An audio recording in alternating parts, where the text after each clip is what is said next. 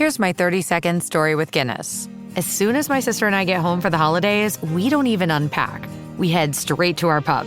The bartender already knows our order, Guinness and fries. We laugh all night, catch up with old friends, and walk home with faces sore from smiling. It's one of my favorite nights of the year. That was my 30-second story with Guinness. Guinness Draft Stout. Please enjoy responsibly. Imported by Diageo Beer Company, USA, New York, New York. Hace 9 años que el Snack Wrap se fue. Así sin explicación, sin despedida. Y tú no lo superaste. Hiciste posts, tweets, hasta abriste grupos en las redes sociales. Y te enfocaste en lograr tu meta, que regresara. Y hoy, después de años de pedirlo, volvió el Snack Wrap. Ordénalo en Ranch o Spicy. Encuentra tu Snack Wrap en tu McDonald's favorito. Para pa pa pa. I had that dream again. My small business needs to hire, but I don't use LinkedIn, and I hire an energy vampire. But also, they're a literal vampire. And suddenly, my team is spending all their time sharpening wooden stakes and buying bulk silver and rehearsing ancient chants, and then I wake up. Don't let hiring nightmares ruin your dreams. LinkedIn Jobs' new AI assistant takes insights from over 1 billion professionals to create a short list of the best fits for you. Post your job for free at linkedin.com/quality. Start hiring today with LinkedIn. Oh, Hilton stay, oh, Hilton stay. Your beds are soft and cozy. No lumpy couch, no stiff futon, no shower line at crack of dawn. Oh, Hilton stay, oh, Hilton stay. A holiday you're saving. When you want holiday comfort you can count on, it matters where you stay. This season, enjoy spacious, comfortable rooms and friendly service when you book with Hilton instead. Hilton for the stay. This episode is brought to you by Nature's Bounty. Nature's Bounty believes your body is brilliant, naturally designed to thrive, inside and out. For those always looking for new ways to support your health from head to heels, Nature's Bounty has a range of over 400 vitamins and supplements born from 50 years of trust and care. Nature's Bounty. It's in your nature. Visit naturesbounty.com to learn more. Hey, thanks for listening. This is Ross Kenyon. I'm the host of Reversing Climate Change, the podcast you are listening to right at this very moment. Before we get into the bulk of today's show, I'd love to tell you about our sponsors, Absolute Climate and Philip Lee, LLP. I've made great radio with both of them. They should be familiar to you if you listen to this show, but I want to tell you about why you should learn a little bit more. The first sponsor is Absolute Climate. I did a show with their founder, Peter Miner, a few months back, and a lot of people love that show. I was asking a question of, can registries design their own methodologies for carbon markets without it being a conflict of interest? And Absolute Climate's thesis is no, they shouldn't be in the business of doing that. We actually need to disintegrate functionality within carbon markets even further. They are literally the only independent standards body for carbon removal that exists. Their name is very well chosen. I think they are some of the most aggressively idealistic people within carbon removal. It's come up on Reversing Climate Change so many times about how and why there's tension between commercial teams and science teams within carbon markets. There's some fundamental tension between the rules of running a business, or I should say, the rules of running a profitable business is maybe a better way to put that, and climate impact. And I think Absolute is one of those companies that, at least from my experience and what I know of them over there, I think they're going to be some of the staunchest holdouts, just trying to make sure that there can be a justified, true belief that a ton purchased is a ton truly removed. They're betting big on not compromising. It's a bold strategy. I respect the absolute hell out of that. Absolute is very much doing things their own way, and they stand out to me, and I will never mistake them in a lineup. Go check them out. I really am endlessly fascinated by what they're doing. And that's also true of our other sponsor, Philip Lee, LLP. In fact, I told them to pitch me on some weirder legal shows. I really like doing shows about the law. I think the law is such a fascinating part of our shared social life. It structures so much of it. It's badly understood by most people. And just structuring deals within carbon removal is hard. I'm talking grown-up deals here. Like when you're trying to put together an enormous package complicated structuring, a lot of money changing hands. The stakes are high. You really do need a good lawyer. I'm sorry to tell you that if you are a startup out there in carbon removal, you're going to probably pay a fair amount of money to lawyers. There's just no way around it. Your choice is basically, do you get a bad lawyer or a good lawyer? One really cool thing I can say on Philip Lee LLP's behalf, well, one, Ryan Covington and I did a very fun show about how basically no one except for an elite few really know what bankability and project finance even mean. And he lays it out very clearly. If you'd like to go listen to that show, it's awesome and it's linked in the show notes. And also we ended up talking about Ernest Hemingway a fair amount too. So it keeps with the tradition of reversing climate change. One also really cool thing is that they just won Environmental Finance's VCM Law Firm of the Year. They've won it 3 years in a row, 2023, 2024, and 2025. It's the only award for legal teams operating in the VCM, and they have offices in the US, Europe, and the UK. You should check out Philip Lee LLP. Thank you from the bottom of my heart for listening to this, and thank you to our sponsors. You really make this so that it's something that in a busy life with lots of competing priorities, I'm able to keep coming back and making more reversing climate change. Thanks so much for what you do. And now, here is the show.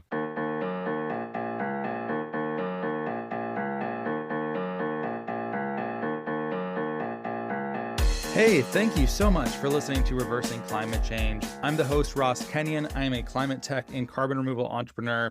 Today, I have someone on that if you work in carbon removal, essentially needs no introduction, so I won't belabor it too long. Before I get to today's guest, if you could please smash that like button, as they say on YouTube. Subscribe to the show if you're not already subscribed.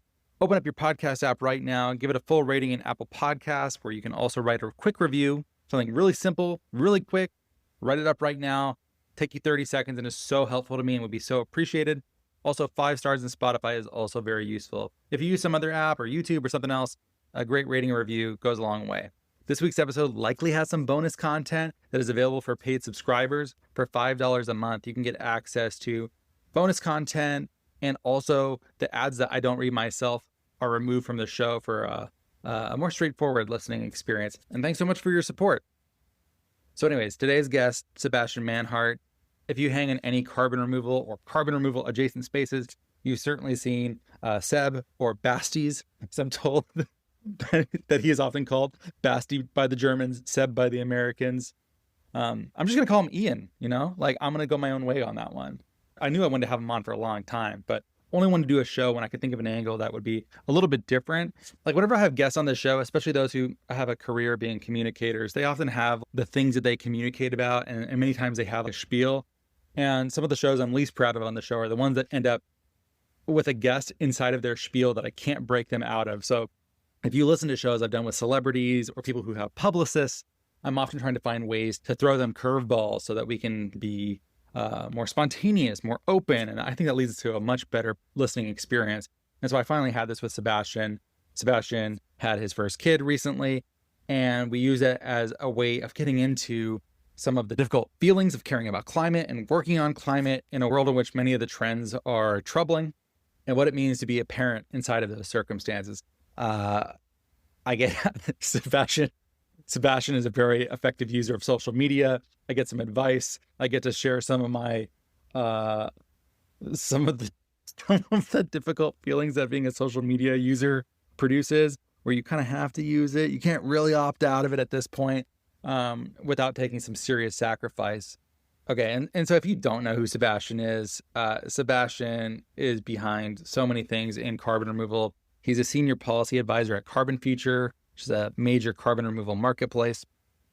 He co-founded CDR Jobs, which is the carbon removal dedicated jobs board. I describe him during the episode as a sort of Johnny Appleseed of trade organizations for carbon removal. So many of the trade organizations in different geographies around the planet have a Sebastian thumbprint on them. He's the co-host of CDR Policy Scoop with Eva Tama. So if you want to have very regular updates on what's happening in the world of CDR policy, it's also more than that, but their main hook is to focus on policy. Great show, very effective, very short. Link to all of those things are in the show notes. Sebastian, I'm so sorry. Am I leaving anything out about your very active carbon removal career?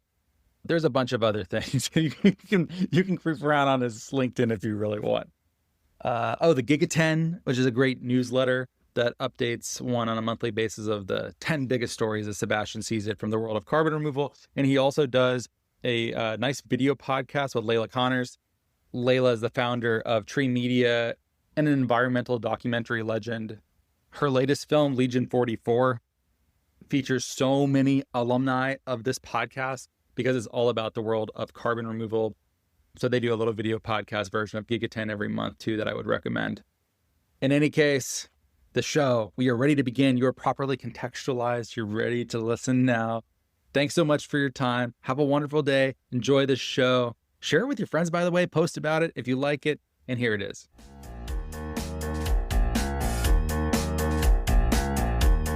Hey, Sebastian. Hey, Ross. This is an honor. You're one of the people whose voice I probably listen to most. So finally here talking to you. Likewise, but it's the case with people that have a lot to say, and you and I both have a lot to say, that you always want to find a way to invite people in that would give them something new. Because I feel like when someone asks me to be on their podcast, I'm like, don't you already know what I'm going to say about some stuff? Like, do I need to be somewhere else? And maybe you have a little bit of that inside of you and too. You cover a lot of ground. Like because you do episodes on things in a lot of different areas. So yeah, I've heard you talk about a lot of things already. Yes. My line for this is always for better or for worse, but I think that's what I am good at. Insofar as I am good at a specific thing, I like the synthesis. I like being broad and connecting new things.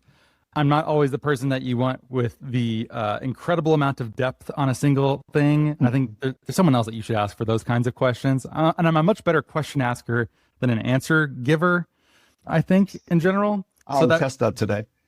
You'll test that today. Oh, crap. Get this plan going. First of all, am I cool enough to call you Seb? I hear people call you Seb, by the way. So this is a good starting point. It's finally I can clear the air on this. I've never actually done this. It's really funny. Nobody ever called me Seb until I had my first American colleagues.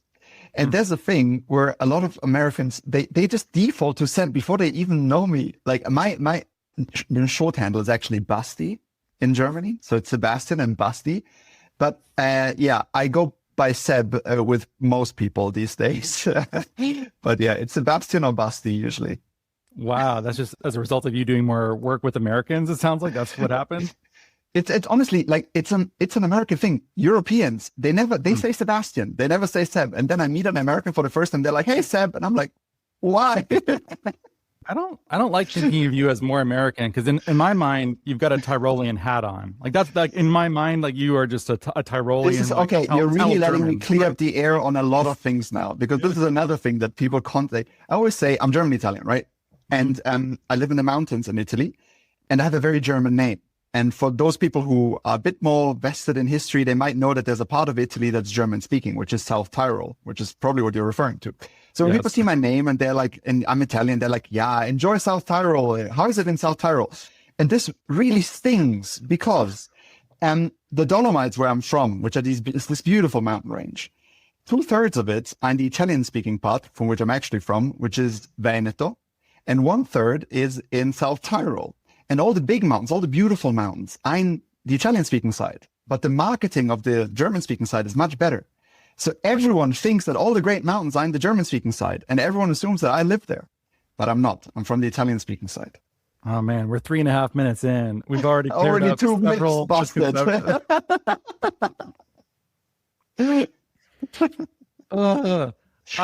You do reveal a fair amount about yourself online. I feel like you do try to communicate about your personal life, and like you shared that you recently became a father. Is it your first child? First time?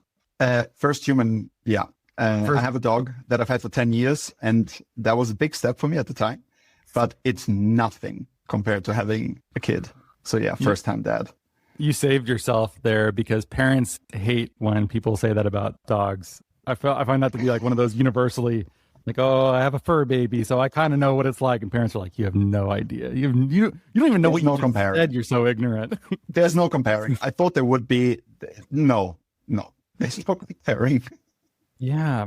I kind of want to get into that with you because I think if you are in carbon removal, obviously we see your stuff all the time. You're very plugged into policy, but you also are a business person. You're in the back end of like basically every trade organization that exists. I think it has your thumbprint on it somehow.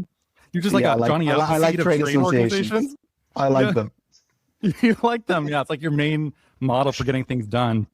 I wanted to find some like new ways to understand you and what you're thinking about that are maybe outside of what we see every day. I wanted this to be a Christmas show, and I wanted it to be with ugly Christmas sweaters on, but I just did not have the energy. You should have told me. I have some great ones. I have some that even used to have LEDs that kind of blink. Unfortunately, they broke at some point, but I've got some good Christmas sweaters. Send me a picture of you in one, and I'll make it the image for the show. And so we will not deny the people what they want. They want this from you, Sebastian. That's true. We can make that happen. Okay, yeah. I want to just see a little bit more inside what your life's actually like, because you are someone who makes things happen in carbon removal, but you're also more than that. And I know that you're also watching this space with a fair amount of trepidation, like probably everyone else is, and trying to make sense of it. You have a child. Having a child, I think, is an inherently optimistic act to some extent. Yeah. And yet the world is feeling not so good to us. I think I've seen you bemoan the potential death or lacuna in climate multilateralism. That has me very spooked internationally. I don't know. How do you make sense of this hope, despair, parenthood nexus that I think a lot of people are probably in? It's a really tough one. And I know that you cover this quite a lot in your episodes as well. I know that you're very, as anyone in the space should be, right? Thinking about both sides. And personally, it's been a rough year. I mean, honestly, I have a newsletter where I recap every month the Gigaton, and the last couple of months, it's just been, I try to put in some nice wins as well, but boy, I've been sharing stuff that's just punch in the gut after punch in the gut. And that's just in CDR. Once I look at climate more broadly, I mean, it's, if I look at the US, if I look at the world, if I look what's happening to my country, Germany, and there's a lot of stuff that I would never have dreamed years ago, and not in a good way. And so there's that reality. And my way to deal with it in many ways is I have always been, my therapist says I'm a compulsive optimist. And it's something that honestly drives some people mad, but it's helped me a lot. And it's helped me also in this situation a lot, because I'm able to see all the negative stuff, but I'm able to kind of put it in a corner in my brain and then focus on the good stuff again and communicate that good stuff, and kind of hoping that by communicating the good stuff, we'll be able to generate momentum and get more good stuff. But it's tough, especially this year. It's probably been the toughest yet, at least for me. How's it been for you? Well, you listen to the show, so it's been up and down. I find working in this space to be helpful. I think if I were more of an observer and not doing much, I think I would feel very disempowered and very scared. And part of me is very focused on where to move. Like, is there a safer place in the world to bet on for the coming decades for my family and for myself? But when I'm working in carbon removal, I feel encouraged by the fact that I perceive I am making a difference. I feel like I'm making connections for people. This last month, I made several what I think are very high impact introductions to people where I'm like, this is a new business, this is a new partnership, this is a new idea. And that stuff gives me hope. But if I wasn't working in this, I think I would start feeling like this is happening to me. And my job as a family man is to find safety. And I don't want to be in that small individual, like kin kind of orientation. I want to be able to have the moral sphere expanded to have more and more people in the world as a whole taken into it. But when you do feel disempowered, I can feel it happening even in my own heart, where I'm like, crap, now I'm becoming selfish, and selfish in a non-pejorative way, selfish in a, your job is to take care of the people closest to you kind of provider mode. And that's probably like a reptilian brain, like as old as our brains get, and is not helping us make the best decisions for the world as a whole. I don't want to think a lot of us have been, like, I identify with that. And I think a lot of us have been taking more of these decisions lately than we wish. It sucks, right? Because you're spending money, time, your brain on things that you thought you don't need, that you should never have to think about. And that really sucks. Yeah, I feel that way too. Wait, are you saying the Gigaton has been pessimistic? I mean, I really like those newsletters. I think they're very well organized and they're good and they're like great monthly recaps, but I don't perceive them as being pessimistic. Is that you being pessimistic as an optimist? Because it doesn't even read that way. I just like the IMO stuff happened. Like, okay, that's like maybe one thing that was in the Gigaton, but that's it. I can't even remember any other things. So literally just before this recording, I spoke to Leila Connors. We do kind of a podcast video version of the Gigaton once a month. And as we went through it, I realized I had kind of 3 really bad news in a row in it, and that there was still a lot of good stuff in there, but by the end of that third one, when we discussed it, we were like, damn, this has been a rough month. So I try overall, the way that I like to look at it, a really good quote, I don't know who to attribute it to, but is that what's important are not headlines but trend lines. And we tend to get stuck a lot in headlines, because that's how our brain works, that's how newspapers work, that's how a lot of the information we get works. It's always headlines. But it's really healthy to look at trend lines. And I love doing things like the Gigaton because it allows me, or yearly reviews and stuff, because it allows me to actually take a step back and look at, okay, all this stuff is happening. I have all these headlines in my head, but where is it going overall? And when I look at that, we are going in the right direction, right? Like this is what I perceive, like both on the policy front, on the startup front, on the deliveries front, we're going in the right direction. And one theme maybe, and this is an interesting one that got me thinking more and more about my work, is this year, more than ever, I've seen the tailwinds in carbon removal come from people that I really don't identify with. Really? In the politics space. And this is really concerning, and it creates kind of an ideological tension in me that I'm sure many feel. And what I'm talking about is a lot of the tailwind for CDR has come from people who are trying to lower climate ambition.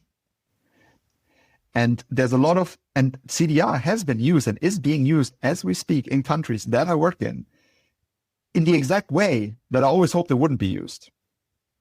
Which is, we kind of want to keep doing what we're doing. We're not going to take decarbonization too seriously, but look, here's CDR. And I feel really, really torn, because on the one hand, that's wrong. On the other hand, we are in such a fragile situation that I don't think we can afford to turn down the few governments and policymakers that are trying to push CDR. And so this is something that this year has really kind of, I still don't know really how to navigate that. But this is something that I'm very torn about, and that until 2025, I didn't really encounter to this scale. Yeah. This is maybe governments saying that they're making strategic investments or procurement in carbon removal to scale this up, but they're slowing decarbonization at the same time, or something kind of like that. Is that what you're pointing to? Yeah, I mean, the most obvious example is if you just look what happened 2 days ago in Europe, they agreed on a 90% emission reduction target for 2040, which is great, but then they built in 5% international credits. And this could be huge news for non-European carbon removal, for global South carbon removal. This could be the biggest demand side boost we're going to see in the next couple of years.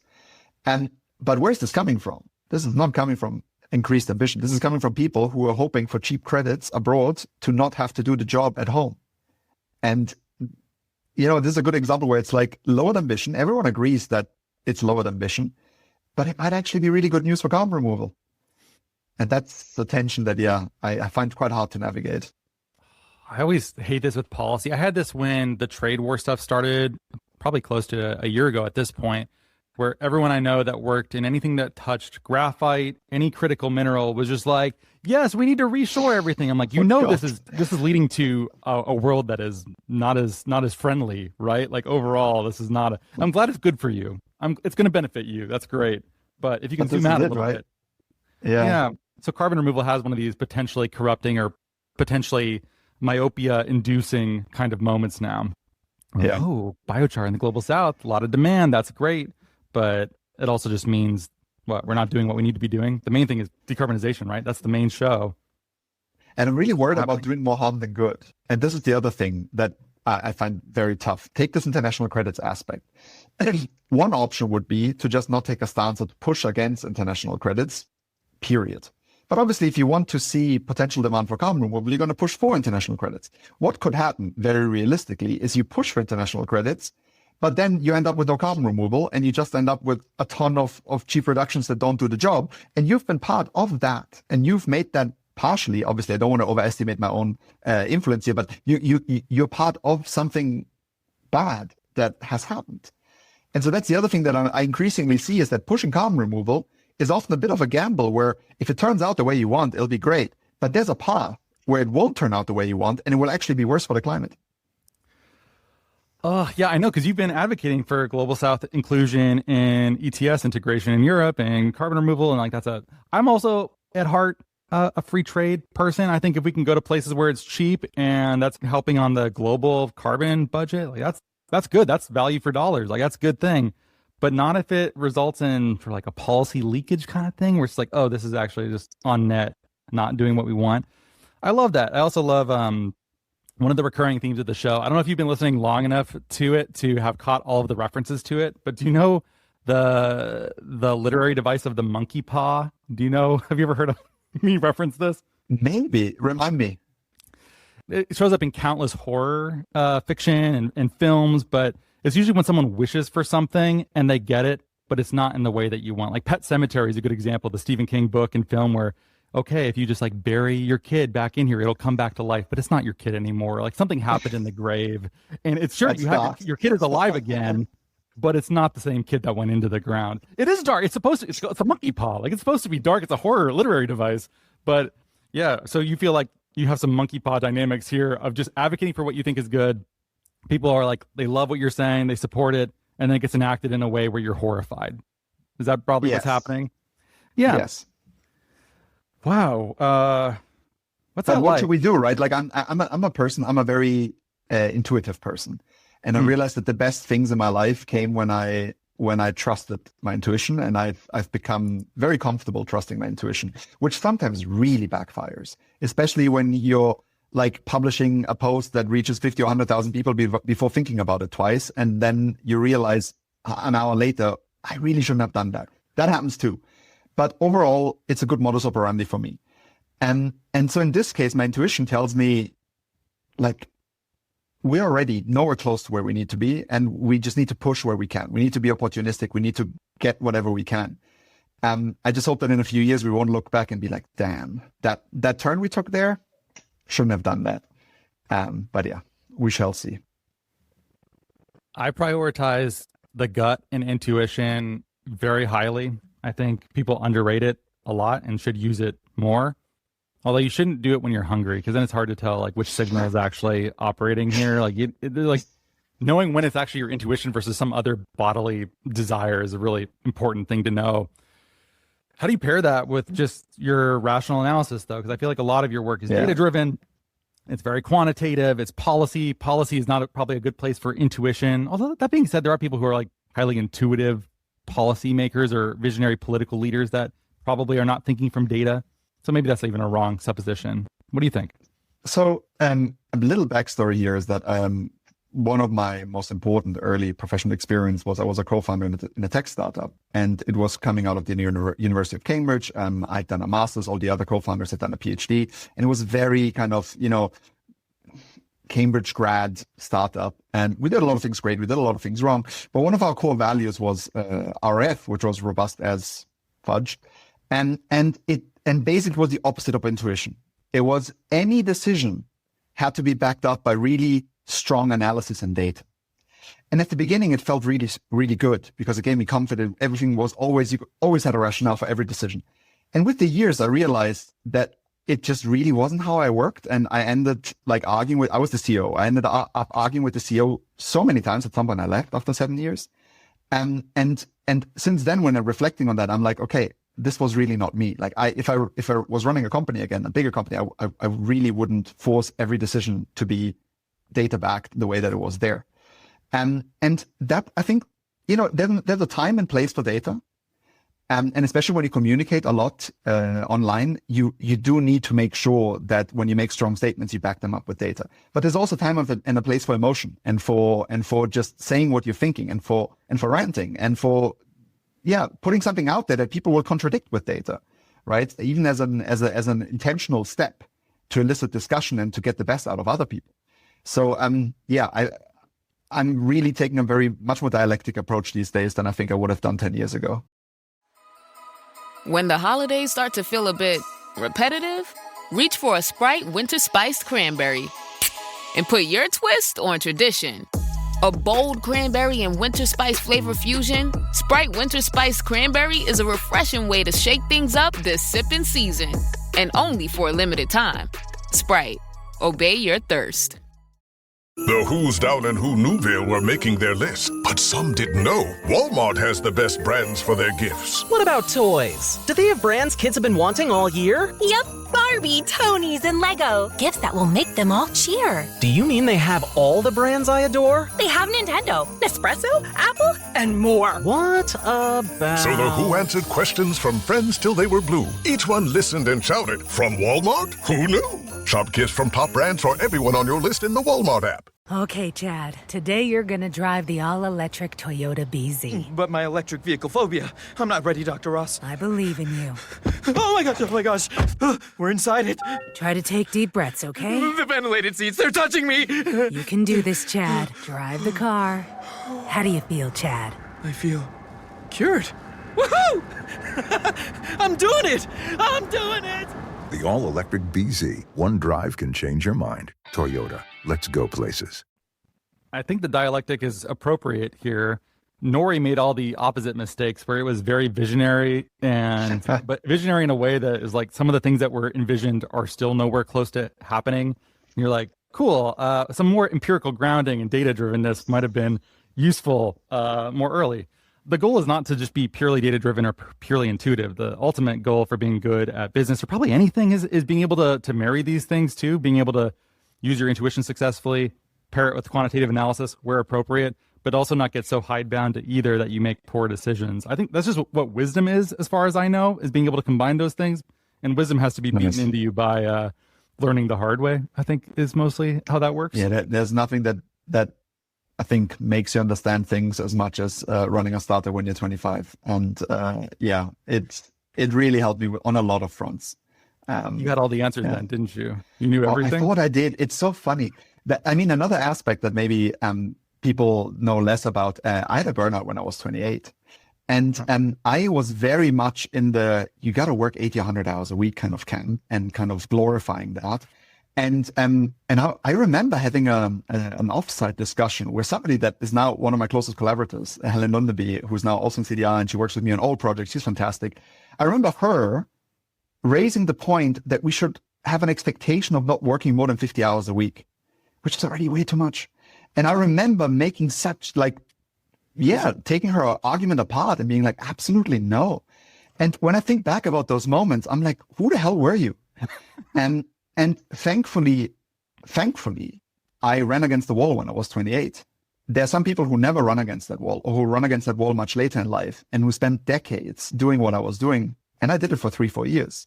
And it was a real low point, but everything changed after. And for people who kind of know me also outside of work and in my free time, they will know that I've probably one of the healthiest setups that you can imagine. I'm very happy with how life is and how much I work and how I get to be in the mountains and with my family, with my wife and with my kid.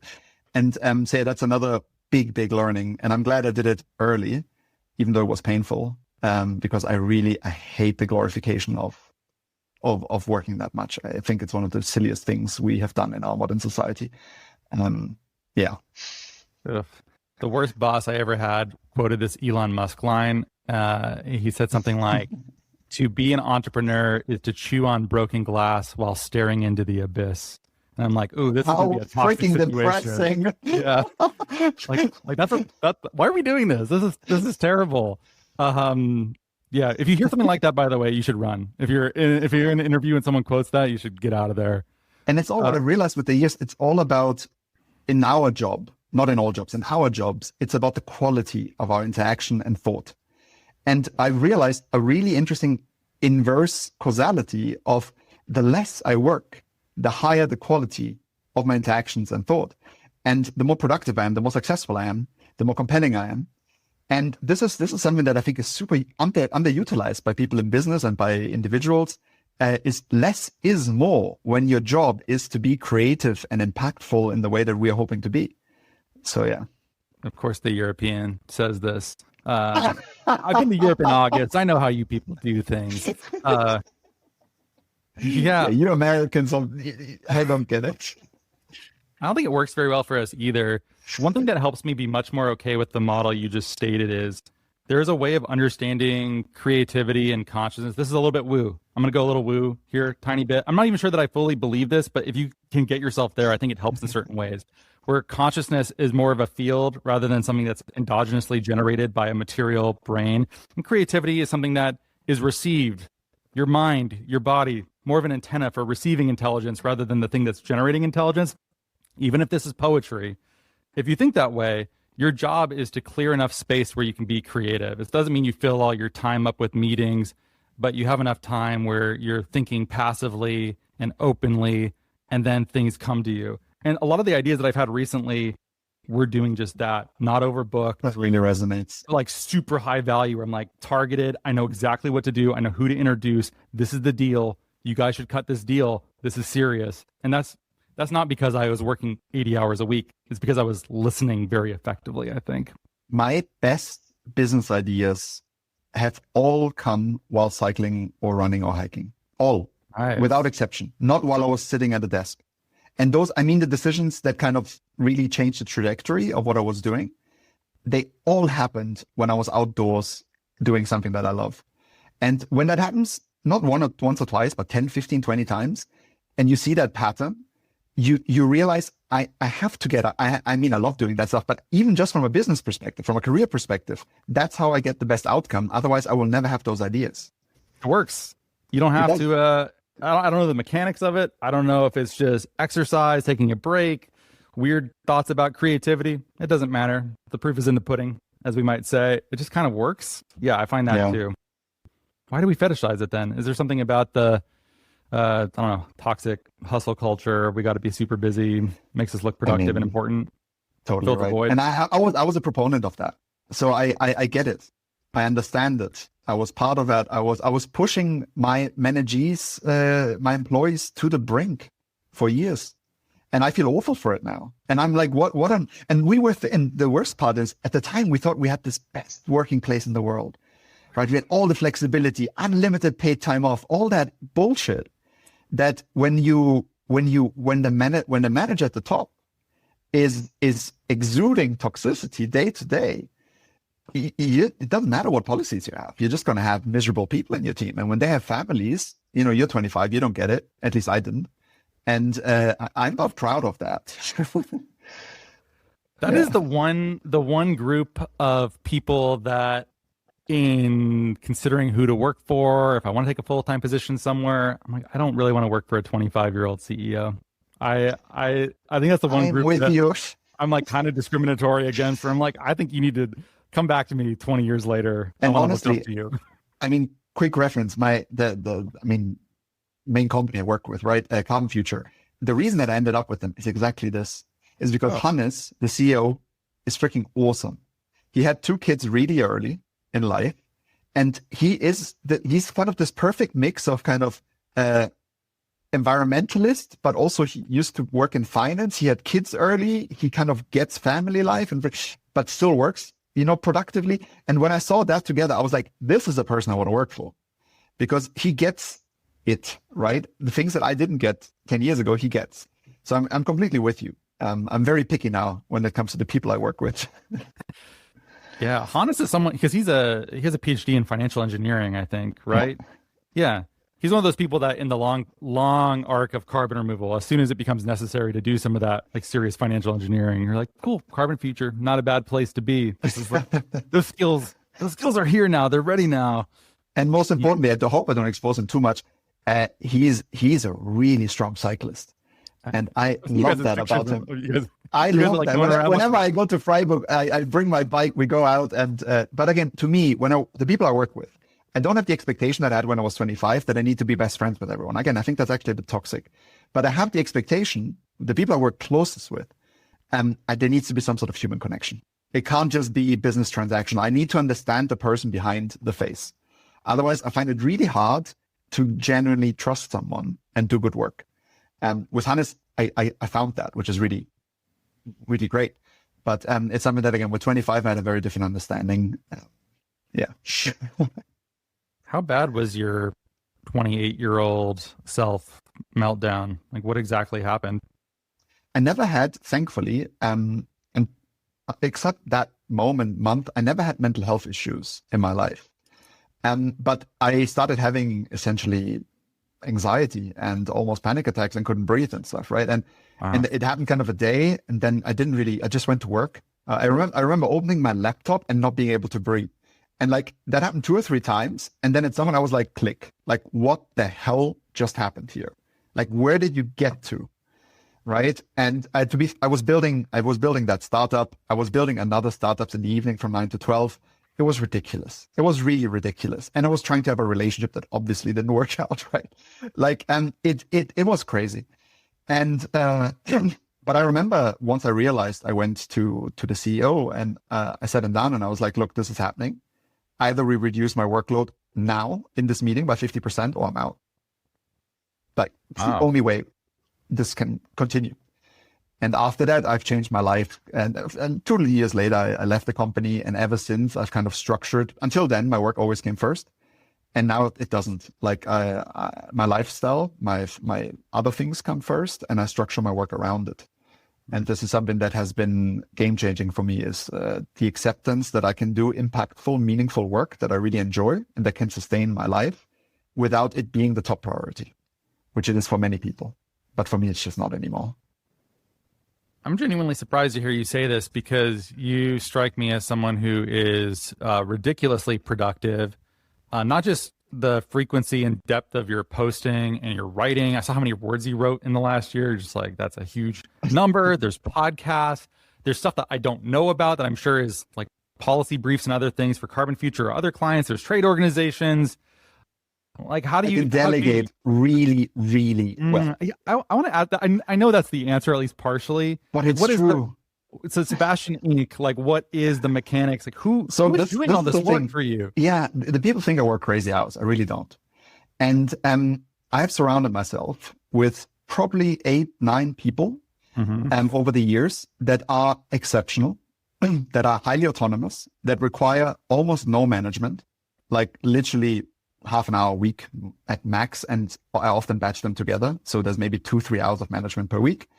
And they are just incredible. Some of which, like Helen, the person who asked for the 50-hour week, I've been working with her for more than 10 years, right? And she's been kind of transitioning with me now into carbon removal and other places. And so I think I'm just really, really good at finding and retaining very good people and delegating to them.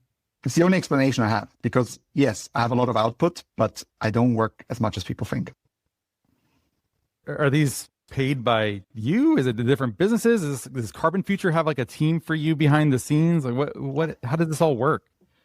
Well, there's different entities, right? There's different things I run and they're paid to different entities. Basically, there's the Policy Scoop, there's CDR Jobs, there's kind of my policy consulting, right? So there's different entities. Some of which, Helen, for example, she works on every single project of mine because she's just so good. Wow. But yeah, they're all freelancers doing their thing in different businesses of mine. And for me, it's working great, and it's been getting better and better. So I'm very glad with that. Are the rest of us just fools that we're artisanally cranking this stuff out, and you're Henry Ford, you know, this assembly line of freelancers that's putting out this one thing I should empire?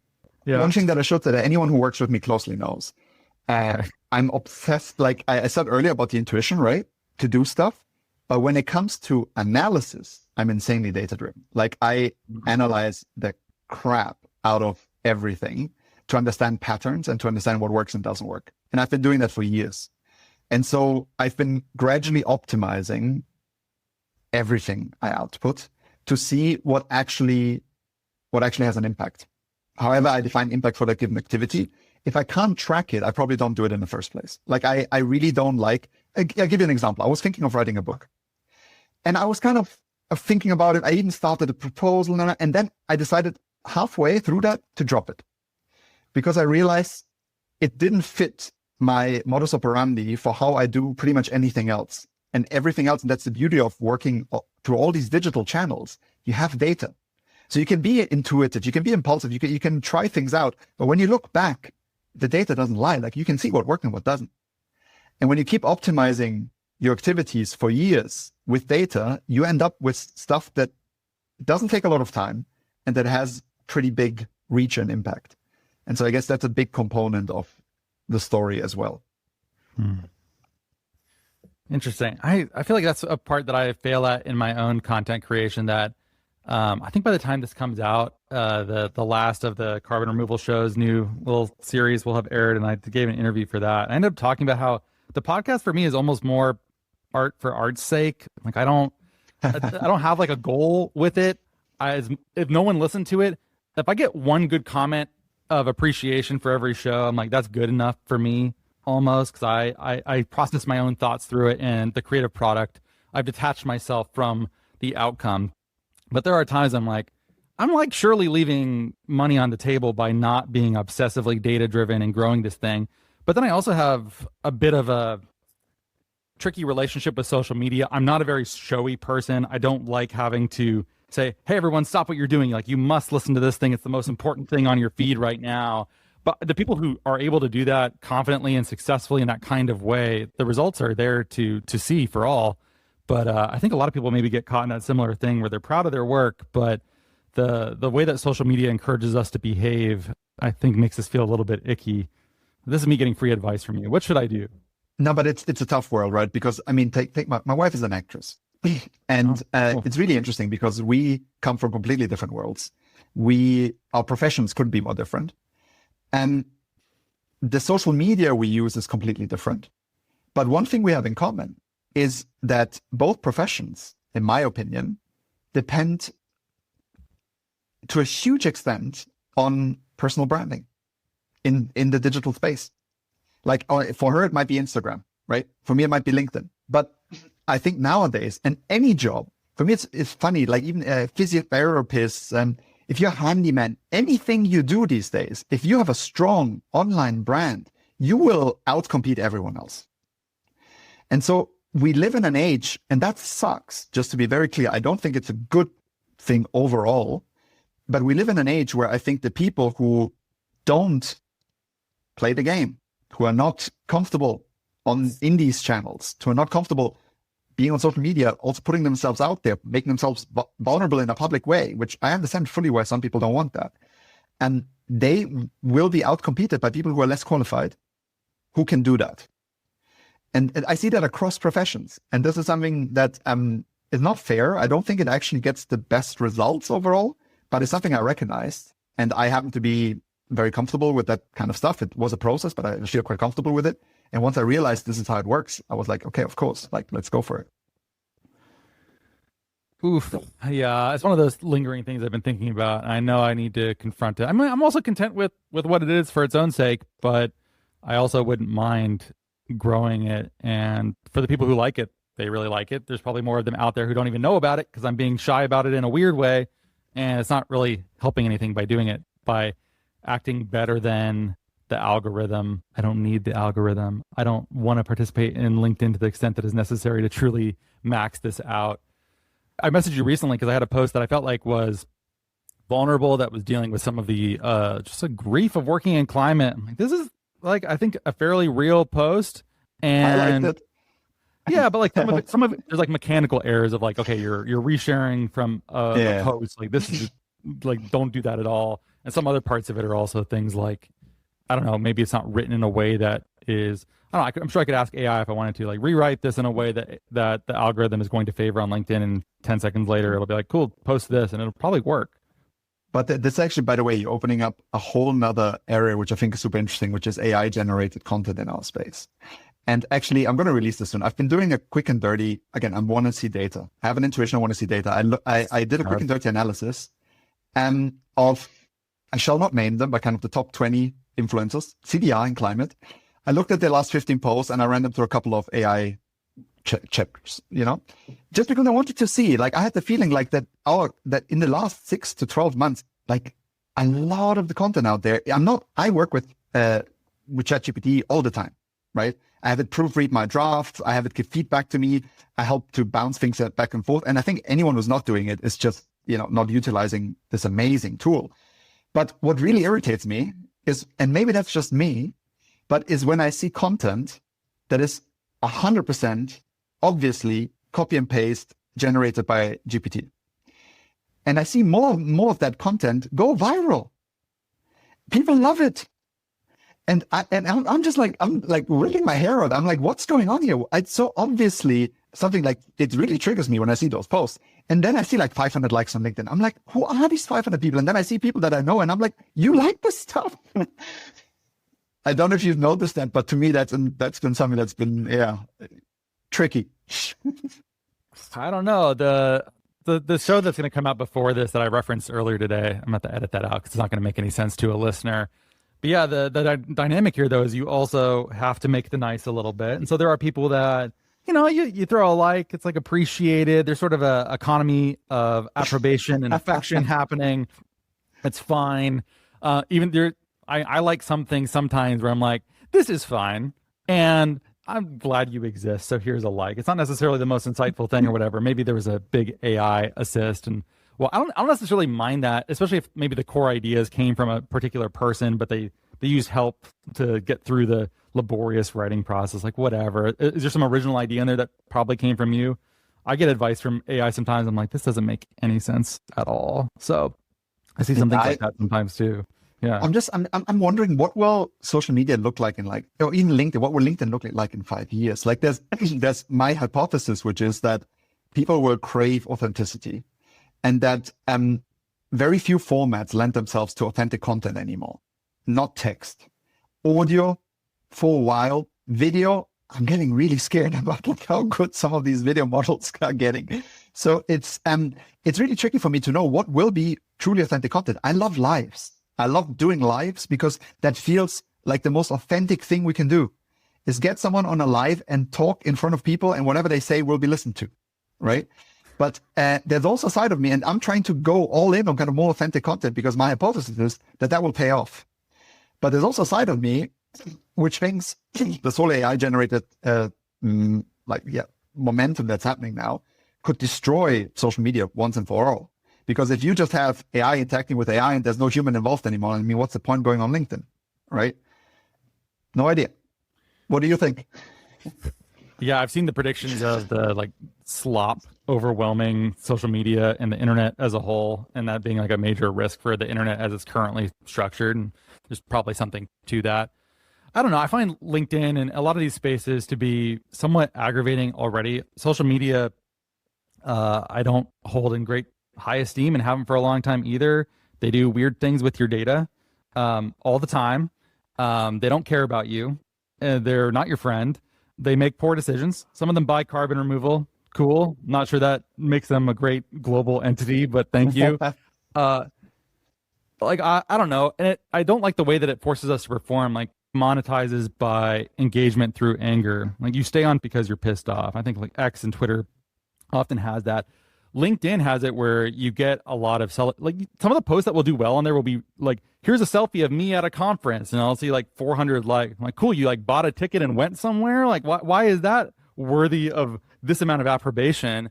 And it's really frustrating. But then it also knows that it's probably pissing me off, like looking at a really low quality kind of idiotic post. And so I'm engaged on LinkedIn by looking at other people being performative and showy about their own like quote unquote accomplishments here.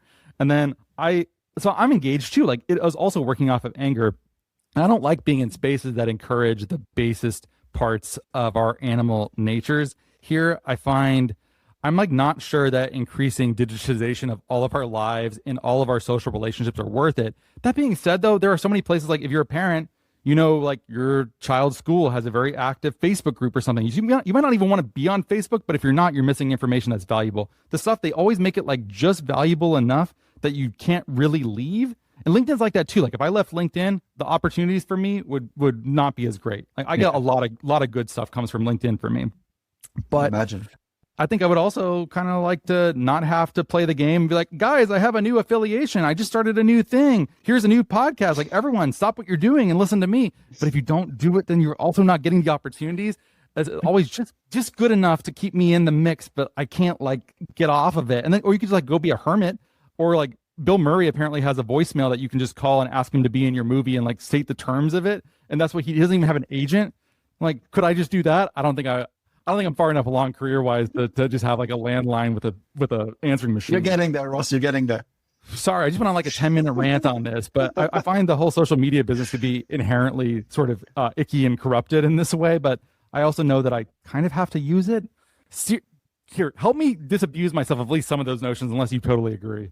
I mean, have you done 400 episodes of this podcast yet? If you count that and Carbon Removal Newsroom, it's probably like closer to 5, I think. So, okay, yeah. There you go. I mean, that's your answer, right? Like you've really built a platform that you can control, that you can keep authentic, whatever that means to you, right? And that's incredibly powerful. And yeah, be on LinkedIn, do your thing, but like you have your channel. And that's something that's actually really important to me is I of course I'm on LinkedIn, everyone knows that, but my biggest objective is to diversify away from LinkedIn. And the podcast, I love that whole experience has gone into a direction I would have never dreamed. It's amazing. And the opportunities that come from it and the conversations I get to have there, and we control it 100% and it's authentic. And so I was always a fan of podcasts. Now I'm a huge fan of being a podcaster. It's amazing. So for me, it's more about building those platforms in the future. Still doing LinkedIn, I see a lot of value there, but I really prefer things like we are doing now and that I get to do on the Policy Scoop. For me, there's much more value there. What's being a parent like for you?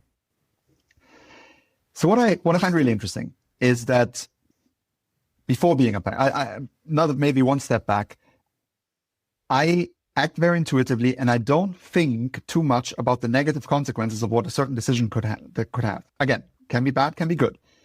I adopted a dog and then went to my employer and said, I have a dog, I need to bring him into the office. Bad example when I was 20. But even with the kid, I didn't think too much about it. And I'm glad I didn't. Because it's just really difficult. And there are two sides. Often it's like, being a dad is amazing, or being a parent is amazing, or being a dad is exhausting. They coexist. And what I didn't understand before enough is that within a minute, within an hour, within a day, you will have great happiness that you've never known before and love coexist with complete exhaustion, despair, and frustration.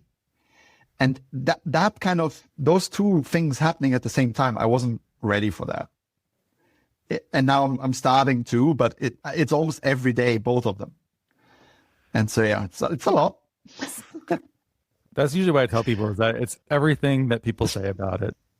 It's the most rewarding thing. It's beautiful. It's incredibly aggravating at points too. There'll be sometimes where I'll be praising my son for something. I was talking to my wife and be like celebrating some achievement, and then I'll go walk in the other room to check on him and be doing something that's like is well known to be against the rules, and is just like, what are you drawing on? Like, what is this, man? We talked about this. Come on. It never stops as far as I know. I think that's just like part of it. Maybe that's just also people. People are both like some of the most wonderful things on the planet to interact with. I don't like calling them things, but also they are the most aggravating things. I'm not that worried about tigers. I'm not that worried about rain. I'm like pretty worried about people making decisions, but I'm also like most encouraged by people making decisions too. How old is your kid? He's 16. 16. Wow. Oh yeah, completely different phase then, huh? Wow. Yeah. It's a funny story. I always say it's like one of the weirdest ways to start a family. But I always see people, they're doing math in their head when I tell them that. They're like, were you a teen dad? Like, how old were you? I'm like, no, I adopted. Don't. At what age? 12. Well, so nice. My wife, I don't know if I'll keep this in or not, but her family's Lithuanian American and spent a lot of time volunteering in a children's home in Lithuania. Met him when he was 1. And then as soon as we were married long enough to qualify for adoption, we adopted him. So we decided when he was 10. And I think it took till he was 12 to complete it. That's amazing.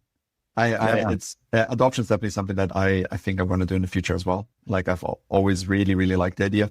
Again, shout out again to the show you did on it, which I really, really enjoyed. I mean, I'm now getting to do the whole newborn baby thing, and it's a journey. But yeah, in future, I'm sure I'm very open to adoption as well. What are you going to do with your kid during the climate wars of the 2040s? Are you going to enlist them as a child soldier? Or are you going to wait? Like, what do you? Honestly, again, trying to put that in a corner of my brain that I don't access very often. But one thing that I'm really glad, coming back to what we said earlier, is I'm really glad I had my priorities with work straightened out before having a kid. because for me, it's a no-brainer that my kid comes first, like any time of the day.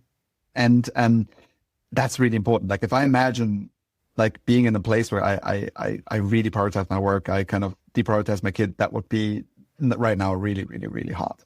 So yeah, I'm glad that I took some decisions before having a kid, traveling little, working from home. Like there's a lot of things that I've done structurally that allow me to be the father, at least I aspire to be. I don't succeed all the time, obviously, but at least I can try, right? And I know many people, I have the luxury of being able to do it like this. Many people don't. But there are also many people who could structure their life to be much more present and who don't, right? And so this is something that for me was really important before having a kid. Yeah. I think it's very, very sensible advice. Do you have a tradition of Christmas movies, or maybe you've just seen American Christmas movies where there's a dad and he's overworked and it's Christmas time and like trying to meet deadlines, and you just know that by the end of the movie he's going to learn the spirit of Christmas? And like it sounds like I've seen 100 films like that. Yeah, it's like so we talked about the monkey paw, and we talked about whatever this archetype is called. I don't know, it has a name. Whatever it is, it has a name. It's the father who needs to learn the meaning of Christmas. And whenever I feel that way, last year Nori had closed in the summer, and I was doing a case study for a job that I did not get. And I ended up having to do it. I thought I would finish a couple days ahead of Thanksgiving, and I ended up working on it a good chunk of the morning of Thanksgiving. And I'm like, oh my God, I'm the dad for the Christmas movie. I got it. Like, and anytime I find myself directionally approaching that, I'm like, nope. My relationship with my family, way more important than whatever stupid job this is. Don't care. Do not do this. And I find my life is much better when I make decisions like that. Sometimes they're painful. It's painful saying no to opportunity. And you always wonder, like, would that have been a good thing to say yes to? Like, am I missing out on something that I would really like to be a part of? But you are also saying no to your family, and you don't want to not be a part of that. And I think if you say yes to too many other things, you don't leave a lot of room for them either. One very simple exercise that helped me when I left my startup was I literally just put on a piece of paper, kind of what are the big categories in my life, you know, whatever, relationship, wife, dog, sports, job, whatever it is for a person. And then I just matched it against how much time am I spending on these right now of my awake time. And then I put next to it, how much meaning and happiness do I get from each of these?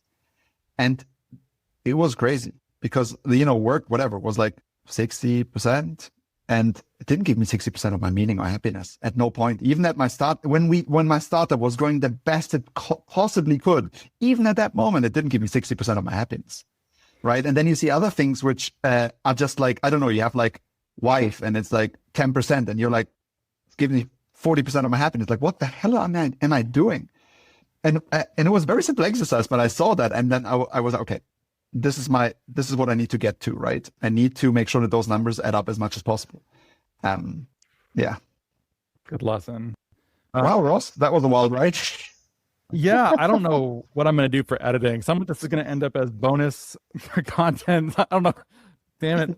Yeah, Ross and Sebastian talking about geopolitics.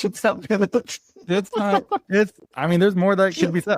You care about policy. You're in Europe. You're also globally oriented. There's a lot to say about all of this. I think we ignore it at our peril. I think we pretend like it's not something that influences climate work, but I think it's one of the climate stories that is least represented in our space and possibly the most important. So I'm tolerant of it.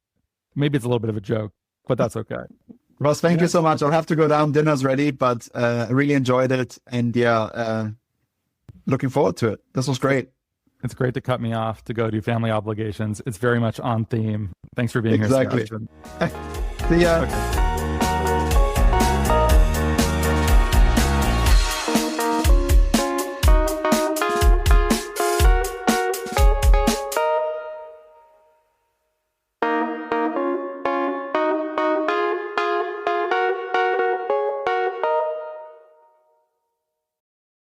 This episode is brought to you by Marqeta. When it comes to your payments provider, you can't afford to compromise. Marqeta's modern payment solutions flex with your business without the trade-offs. Stable and agile, secure and innovative, scalable and configurable. If they say you can't have it all, Don't believe them. Your business demands more. Choose a payments provider that delivers more. Choose Marqeta. Visit Marqeta.com/Spotify to learn more.